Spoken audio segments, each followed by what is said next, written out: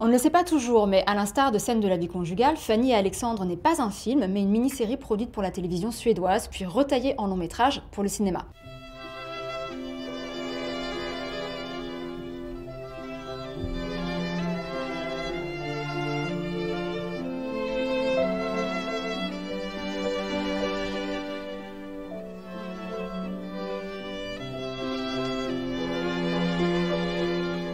Le film est sorti en 1983 en France. Cette version série, mal connue, gagne à être redécouverte car elle donne une ampleur intéressante à ce que l'on peut considérer comme son œuvre testamentaire. Fanny et Alexandre sont les enfants de la famille Ekdal, une famille de saltimbanques, bourgeois du début du XXe siècle, qui habite la ville d'Uppsala. Le père possède un théâtre, la mère est comédienne et les enfants vivent dans une atmosphère très chaleureuse, mise en scène dans un premier épisode inoubliable qui se déroule le soir de Noël.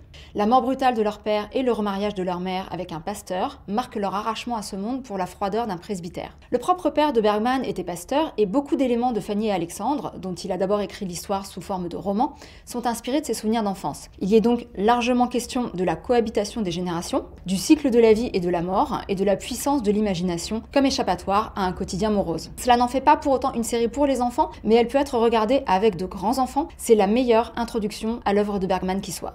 Fanny et Alexandre version série, c'est à partir du 24 décembre sur arte.tv.